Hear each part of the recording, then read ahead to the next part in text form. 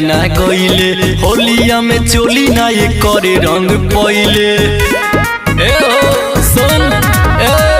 कोई जाना गईले कोई जाना गईले होलिया में चोली ना ये करे रंग पहिले सभा का के छोड़ी तो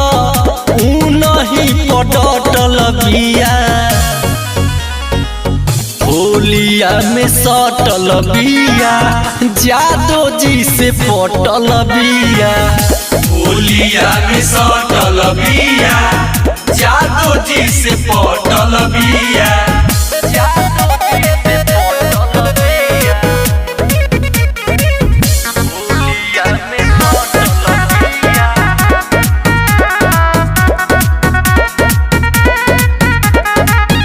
उनके पिचकारी करा पड़ेला पसंद हो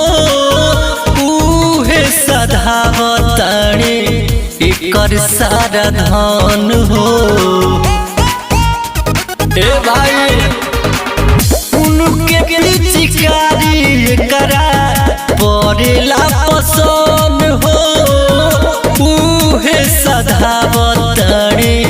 एकर सारा धन हो बहिया में कहिए से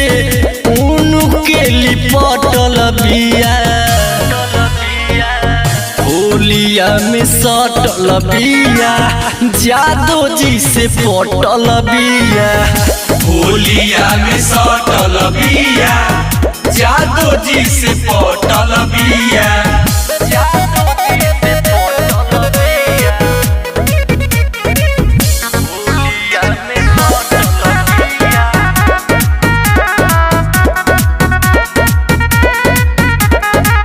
सब जाना पीछा पड़ले भाव नहीं देले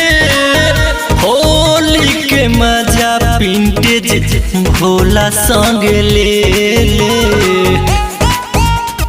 रे हो सुन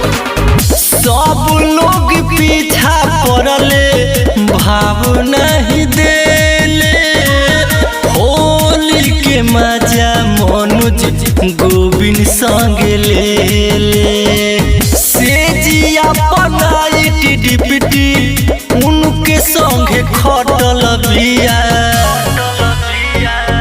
होलिया में सटल बिया जादो जी से पटल बिया होलिया में सटल बिया जादो जी से पटल बिया अरे तो हम सब जना तनी कर चाहिए।